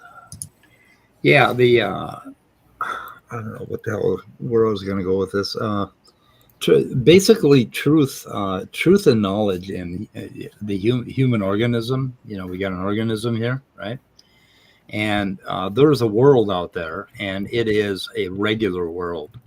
We don't know if it's going to keep being regular. We don't know if it was always regular, but we goddamn know for sure that it's been regular since we were all born, right? Otherwise, we would not have survived. So there's regularity in the universe. And basically, what's happening here is we have the shape of the world, as we've experienced over time. It's really important. There's more than 3 dimensions here in knowledge. And since we were a zygote, what's been happening here is that we have taken on the shape of the world. And when our neural connections take on the shape of the world, when there's a correlation between what we have not represented, but how we have basically been formed to work in the world, that is where truth lies. So that's basically a definition of truth for physicalists. Does that make sense? Simon? Yeah. Okay. I mean, it does. Yeah. I mean, simply because no one's saying that you a priori believe that the regularity of the universe is there. Right. You acquire that. Yeah, exactly. Like in the beginning, you were a zygote, right? And then what happens is that zygote splits into 2 cells. And it's really interesting because now when it splits into 2 cells, the first cell, the environment of the first cell is the mother's womb or whatever's around the eggshell or whatever. And it is also the second cell. It's now part of the environment. And when it splits into 4, every one of these cells are in contact with every other one. So their environment now is these other 3 cells plus whatever's happening out here in the eggshell, right? And it goes on. And what happens is these things differentiate into different organs. Like, I don't know if you know it or not, but your heart field in an embryo is what creates your liver. Basically, the fact that it's in proximity to the heart when it's being created is why it becomes a liver. And everything is communicating all the way along. And then you pop out your mama, like right here. Okay, well, this is pop out your mama. And then you start interacting with this world. And over time, you start acquiring this fit. So fit is truth. And basically, you've got these idiots out there now that are saying, oh, it didn't matter if we know the truth or not about the world. We would have survived anyway. But the thing about truth is that if you found just one little piece of truth here, okay, and you said, oh, and you extend it and you come up with the wrong answer about how that thing fit in, eventually, sometime during the course of your life, that is not going to work with another kind of truth. The thing is that the world is very interconnectedly regular. And if any one of these things fail, basically you fail to find the truth of that one thing, eventually one of these other things is going to fit with that and find it false. So basically there's a really good argument to be made for why we do perceive the world as the world really is for us as the organisms we are. Because you can never forget that we are also part of that regular world. And we interact with that regular world in a regular way. And we come up with these truths over time. And philosophers, they want to start today with their current adult self and say, oh, I don't know what truth is. Fuck, you don't. You've known ever since you were a zygote. It's just, like, you got to look at the developmental line right here, basically how truth develops. And it just makes complete sense to me as a physicalist how I have acquired something that is good enough to call it truth and to be really certain of it, to be really certain of a few things. Like, I'm certain right now that my voice is reaching you guys, and I think I'm fucking right about that. Am I right?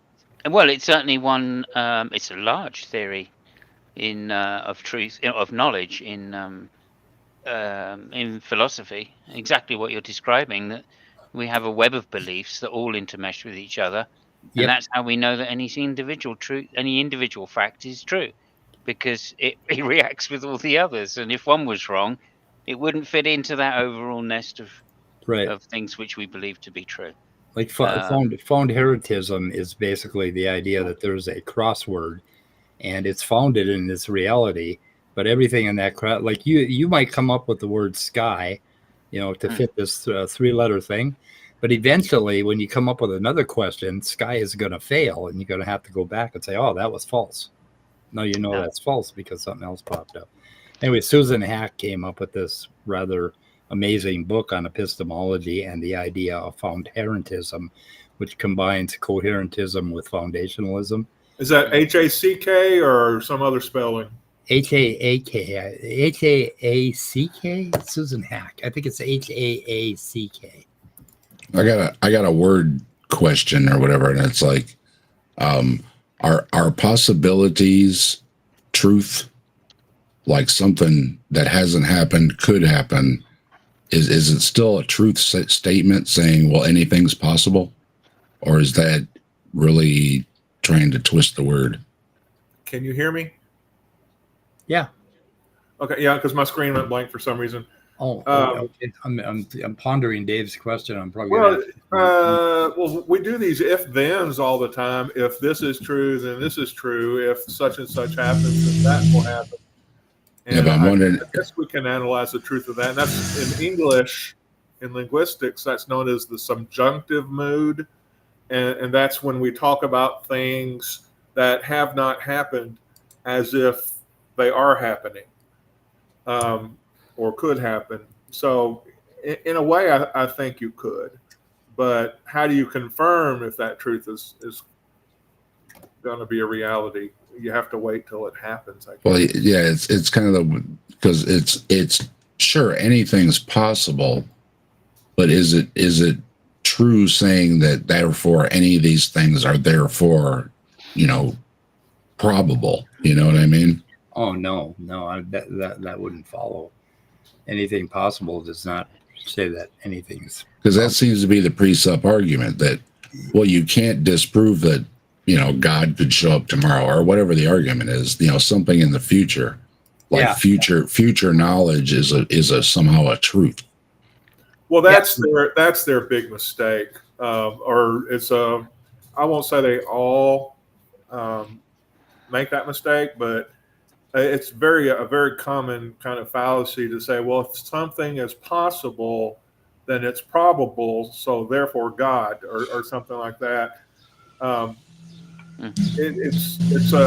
can, like, I believe, we could find evidence for God tomorrow, but that doesn't mean that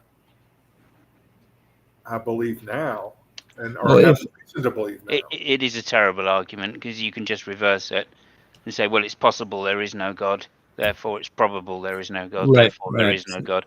Yep. So it makes a mockery of saying probably. He revealed it in his word.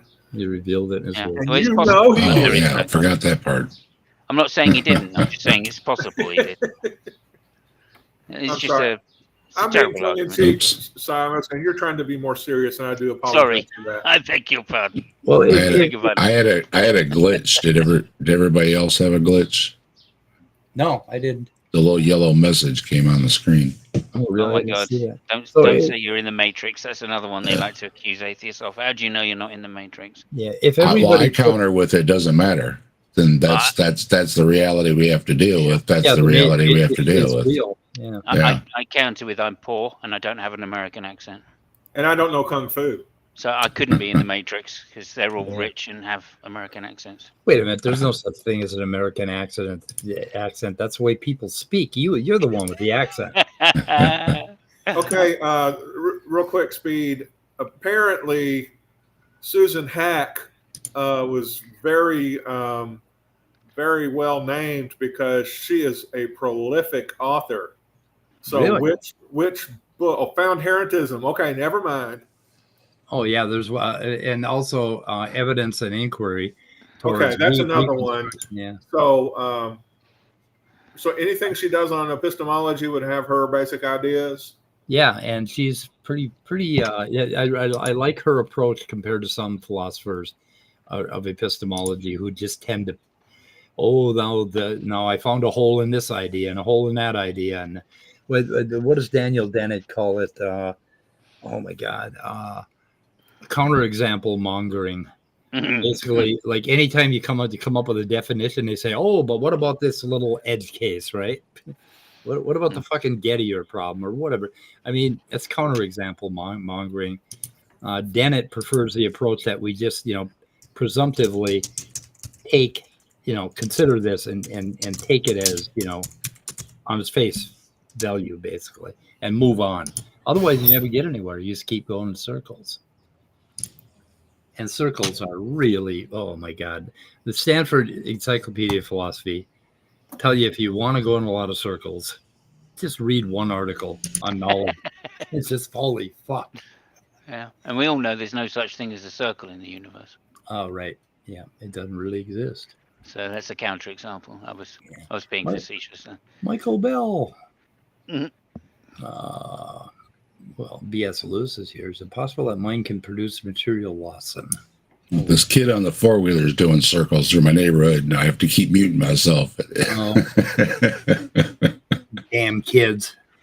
We would just think you're doing this stream on a motorcycle and just think you are very cool. Mm-hmm. I try to catch him, but he keeps surprising me. He comes whipping by. Very cool. Well, hey, while we got a moment here, anybody out there that wants to enjoy some conversations over at the Captive Desk that isn't subscribed, I need one more to hit 300 subs, and it would really make my evening. So if you want to make the Captive Desk's evening, maybe drop a subscribe over on my channel. I would really appreciate it.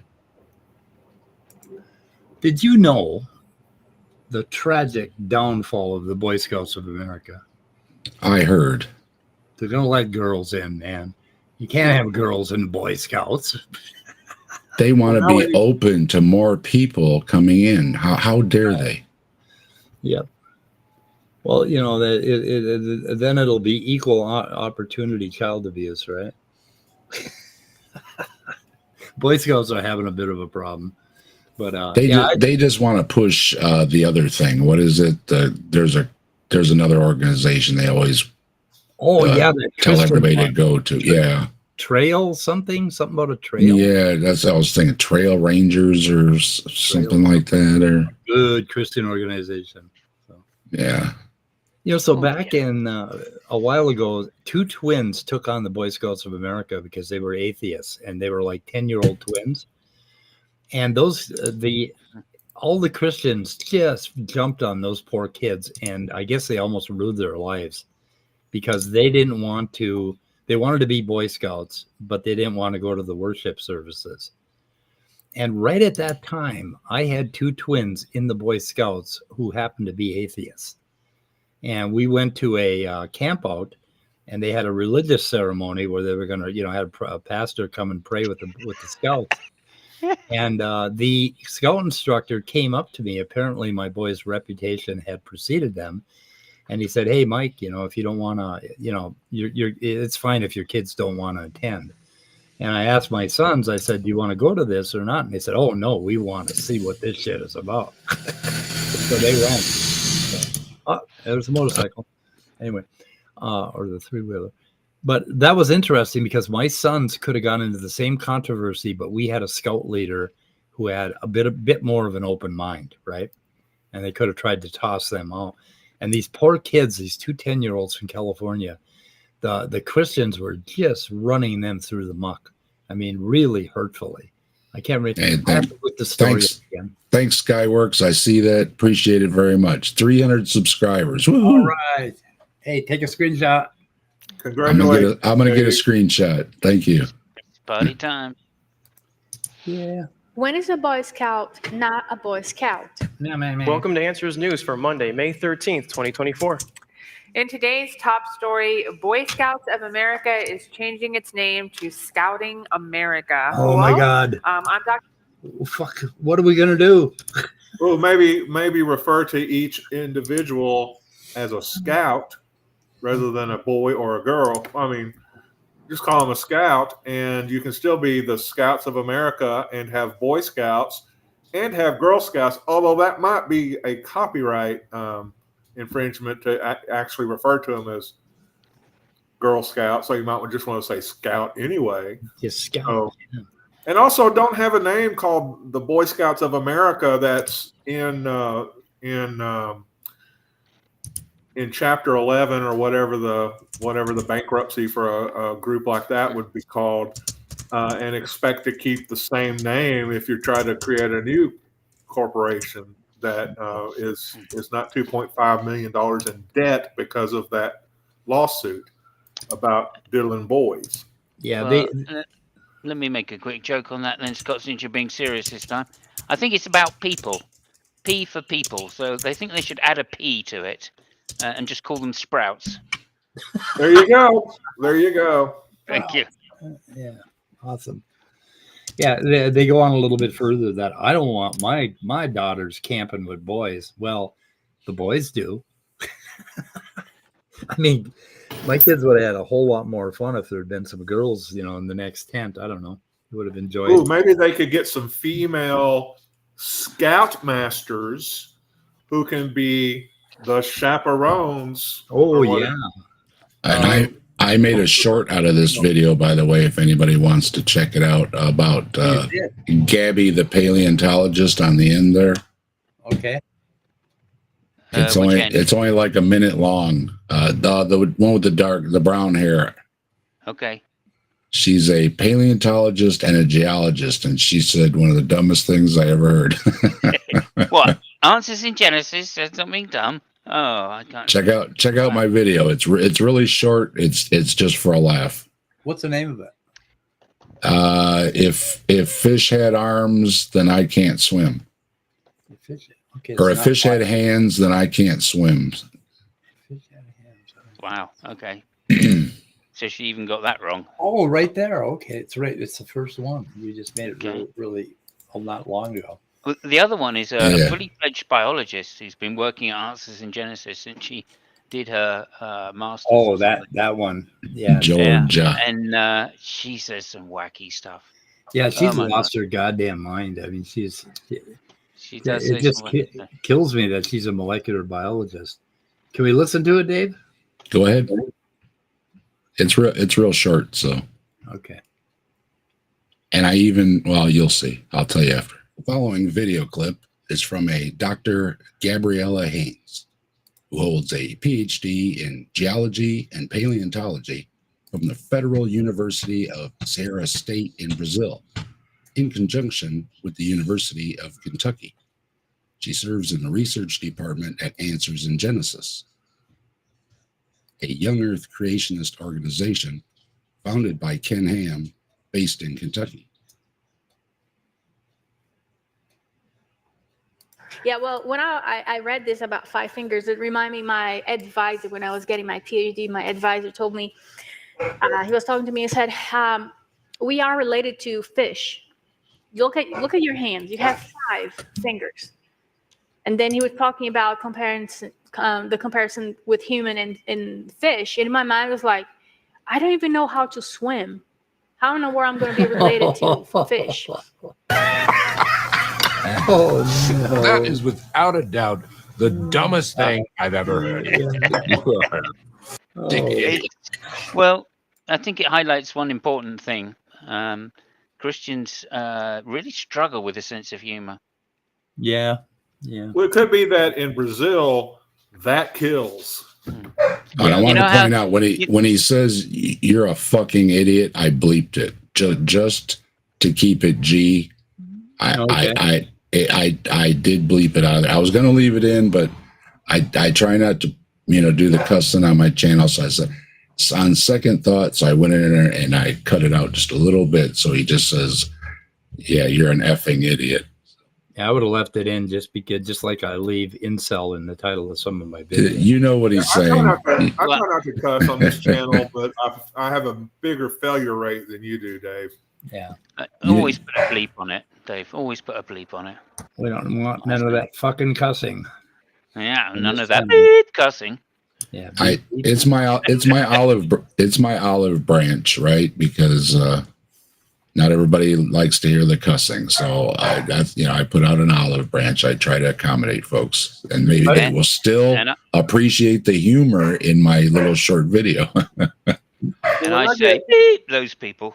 When I curse, I get this internalized dirty look from my mother. and I'll say it, and it's like getting a little shock.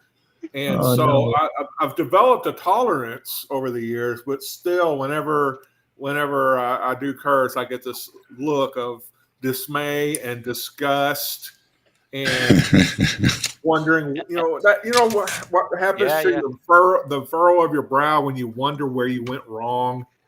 Hey, if I stub my toe, I'll string them together, no problem. But I just try to be conscious of it when I'm on YouTube. So. Okay, to contrast this, Scott, my mom was this, kind of not too tall, redheaded Irish woman who was just, blazing. And us kids would be like doing some horrible thing or something. She'd come walking into the room and she'd say, "Cocksucker and son of a bitch and kids." And I was like 5 years old. It's like, Mom, what's a cocksucker? When my grandmother would swear, she would do it in Polish, so none of the kids knew what she was saying. Oh yeah, my grandma used to run around saying "Satana, Satana." I don't know what the hell it meant in Serbian. And we knew it was bad, whatever the hell it was. Just like my mom.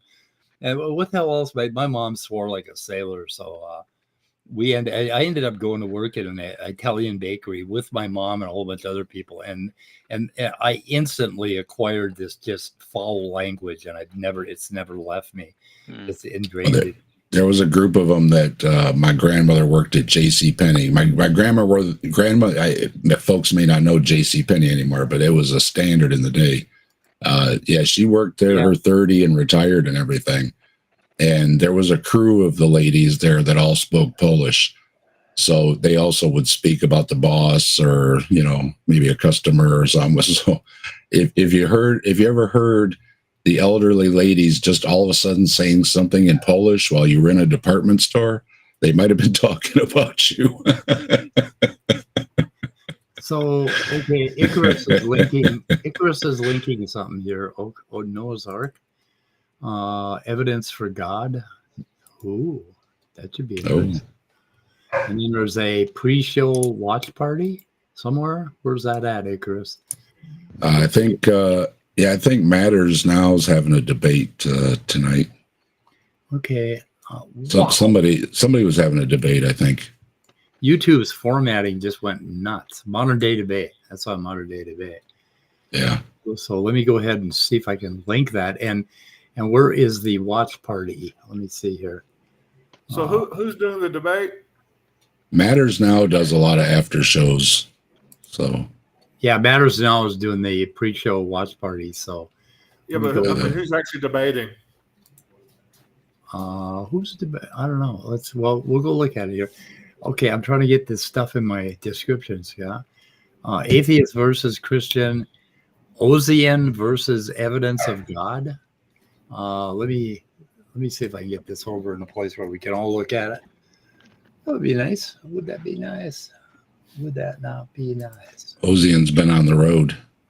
Who's Ozien? I don't know why. Okay, I'm just going to say it, even if it's insulting to people. I've got no idea why people still want to debate flat Earth, moon landings, or Noah's Ark. I know. I got no idea. I've got no idea. Grand Canyon. Everybody that watches that debate, have a drink on Grand Canyon, okay? So some of them just enjoy, Mark Reed and Grayson and Leo. They like the debate so much that they'll debate just about anything. So fair enough there, Dave. That is a good point, actually. Yeah. Okay. Now we got it. Okay. Atheist. Maybe I'm spoiled because I've had so many conversations. Well, everybody needs a hobby. Everybody needs a hobby. Yeah, what I mean. I did. They were talking about the resurrection in side chat, and I was thinking, oh God. But then thinking about it, I had a 2-day debate with Seamus once on the 5 facts of the resurrection. Well, I'm with you. I mean, I can do a video on Noah's Ark and be done with it. I don't need to talk about it again. So yeah, right. But there is a thing, like I say, people talk about platforming. Because he's a platforming idiocy and stuff, horrible person. He's done a lot of. You have to address it too. So I'm trying to mute this goddamn thing, but I can't. Like I wouldn't engage with people, like Hovens or anything like that. I think it's a waste of time. But ignoring them doesn't make them go away. So, True. So some folks can handle it, and that's just fine. I think that's the best way to deal with it. So without everybody doing it, like giving him too much, Yeah. I mean, you're right. It's a debate community, as such. We need to engage on topics that they say as well as the ones we want. So, and it's like philosophy and everything. It goes back to the ancient Greeks. People been sitting around on a stone pillar for how long, or engaging in these debates. So some people just love the debate. So I heard a debate with a Christian. I shouldn't talk about it, but I heard a really good a Christian that really argued well, and I forget where that was. It was like yesterday, the day before, and it was it was actually worth watching for a change. He had some good points. There are some good ones. Mike over in Inspiring Philosophy. He's got some decent arguments, and he's civil and knows his stuff. So does his research and everything, and he's prepared. And there's some good ones out there to listen to. This watch party, pre-show watch party is going on right now over at Matters Now. So I linked it in my description, and I think Icarus put it in chat for us. So we should probably get out of here and go watch that or something. We should do something. I got to go and recover from I didn't sleep last night. And then you look so good on stream yesterday as well. How are you getting on? What's that? You look so good on stream yesterday. I looked at you and I thought, "Oh, that man's got some pip," as we say. He's got some pip. And did you see him in his gown? It was just magnificent. Should I haven't shown that picture. Oh yeah, you got to put the picture up. Oh, okay. Is it more of a smoking jacket or something? Is it? Well, it's actually my son said I'm really close to looking like some sort of monk or something. Oh, okay, that kind of gown. Interesting. Yeah. It's something I'm going to start wearing every day and on every stream now. And I'll see if I can display it here. You need a ball to go to. There we go. Okay, there we go. There's me. Okay, I'm looking for my. I'm I see. Indian monk looking for my things. Now, if I turned around, you would see my ass mooning you because it was fully open. Yeah, hospital gown. Yeah. This is before they administered the fentanyl, so I was a little bit trepidatious at this point. Where's my mushrooms? You better still be in here. Yeah. Nurse is going through my stuff, stealing my stuff. I know they're stealing my stuff. Shit. Yeah, I had to put my nicotine lozenges in there, and I had to go without nicotine lozenges for like 25 minutes, and it was horrible. It was hard on me. So, yeah. I know who Randall Rouser is, Icarus. I engaged a little bit in the chat with him. Oh, yeah, I remember. So they shoved a 25-foot long camera up my ass and told me I was cancer-free. Fantastic news. That's always good news, right? Yeah, that's one off the list. So now I just got a little heart problem to deal with, and we're going to deal with that on Monday. So things are good. Okay, when you said gown, and then you said monk, this is what I thought of. Doni es requiema. Don't know if you've seen that film before. Which one is that? Monty Python and the Holy Grail. Oh yeah, I have seen Holy Grail. Okay, Yeah. Okay. The monks walk around hitting themselves and chanting. Oh yeah. Oh, I remember that one. Okay, I expanded a little bit. Yeah, that's great. Yep, that's what we do. Are they hitting themselves in the head? I can't remember. Yeah, that's it. Oh, was so fun. They say a little prayer and then smack themselves in the forehead.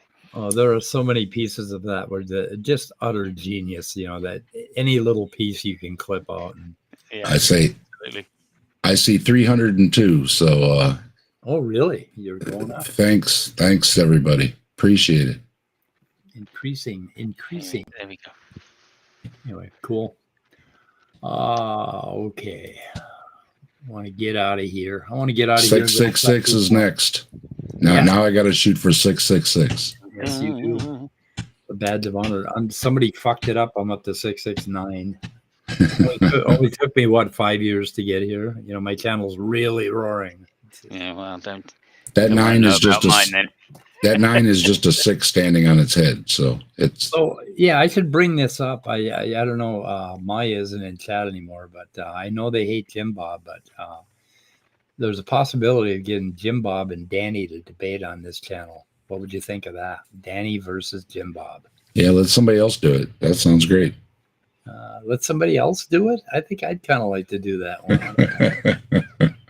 You do what you want to do. You want to go another round.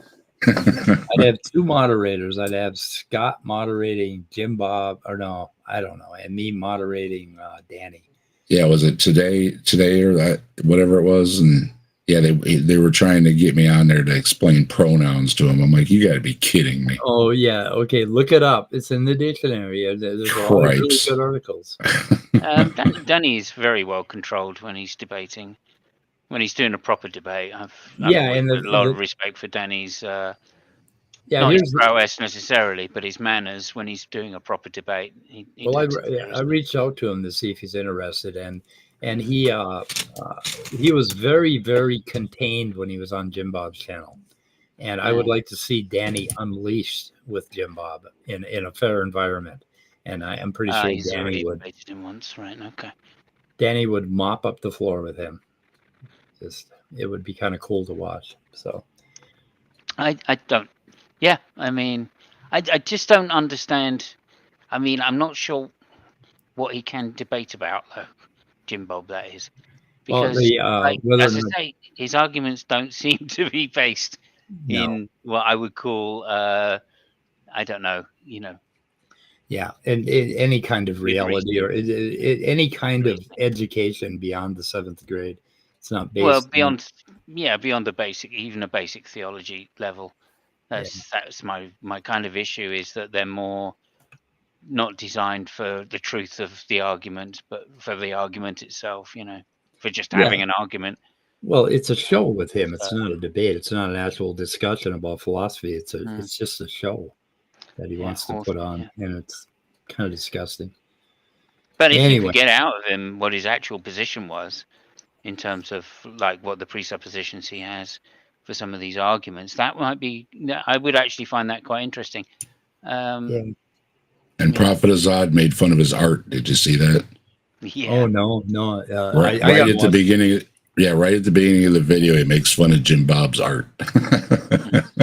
Well, that's I thought that was the most incisive thing about that video that he did, because it shows JimBob's real agenda is not there to have the argument. It's there to make the opponent look stupid.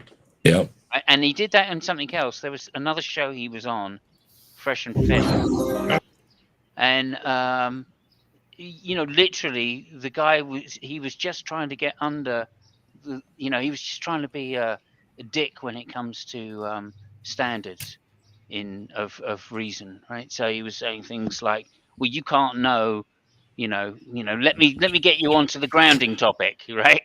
Yeah. How can you ground as an atheist? How can you ground? Your worldview has no, and right at the bottom of those arguments are the impossibility of the contrary arguments, right? Which is just rubbish. So, he had nothing. If the guy he was talking to had been half reasonable, he could have pushed back quite easily and gone, so you're saying that there's a contradiction in my worldview, and if so, what is it? And then JimBob's dead in the water, right, from that moment on. Right. So I don't, whatever. I just posted Prophet of Zod's video on JimBob, which everybody should watch. I'll put it in my description. Yeah, B.S. Lewis was over there on JimBob's chat saying something like, how can you show your face after Prophet Ozien took you down so hard, or something like that? Yeah, he did a thing today, so and he was I mean, he had some really unflattering things to say about Prophet Ozien, and I can't imagine. and you got to be pretty dumb to think Prophet Ozien isn't pretty smart. Absolutely, and also honest. Right? Well, that's one of the things that's right. You look back through his stuff, he never strawmans. He goes out of his way to steelman somebody's argument. Yeah. You know, that's his thing, is steelmanning people's argument even before other people everybody. are doing it. So I don't know how many of you have seen these videos. I keep trying to mute this damn thing, but there's a delay. I'm sorry. Let's see. Okay, here's Prophet Ozien right here with when Christians try to trick you using wordplay. So this ought to be an interesting one. I put it in my description and I put it in the chat. So yeah, JimBob was on it. That's it. Yeah, JimBob was on it. He was live streaming it. And he did the same thing with his art, and that was what I found really interesting about that. Okay, I didn't watch the whole thing. So Zod essentially makes him out to be the sovereign citizen movement of presuppositionalism. I don't know, but the comparison was interesting. Hey, have you ever looked at JimBob's expression and thought Tucker Carlson? He does a really good Tucker Carlson expression. He's got these looks, right, that he's always giving when somebody's talking. Oh, yeah. It's just absolutely perfect. The confusion look, yeah. Look at this, yeah. It's just, it's good. It's just filled with it. There's one right there. Oh, yeah, that's a Tucker Carlson. He must watch him and try to imitate him in the mirror. It's just absolutely amazing. Yeah. It's pretty cool. Okay. Dumb, better. Is this where he's going after his art? Yeah, okay, brain. I mean, this intelligent design nonsense, right? Yeah. It's unbelievable, and a huge equivocation on the point, I think. Hey, and guys. I think that's most of it. I looked at his problem of evil video, and I found the same thing in there as well. Right? He's just conflating the logical problem of evil with the evidential problem. Yeah. And giving a critique for one and saying that it defeats the other. I would follow out on the problem of evil thing because I'm a Buddhist and we believe in evil. So fair enough. Yeah. Anyway. Yeah. So okay, guys, I got to get out of here. I've got a meeting coming up shortly. So. Well, thanks for having me on, Speed. I appreciate that. Thank you for coming on. That was Solus, it was great talking to you today. We never get a chance to talk anymore. Yeah, it's been a while. I've been taking more of a back seat because I'm getting to the point where I need to. So that's how that goes. But I enjoy coming and speaking to you guys. That's for sure. Always. Good talking to you, Simos. Everybody, remember to leave a like on the video down below, and all that good stuff. Okay. And thanks, Dave. I'll see you when I do. Yep. I see Dave all the time, so that's cool. Thank you, Simos, and thank you, Dave and Scott. Have a good one, everybody. We're going to end. See y'all. Goodbye, Crew World.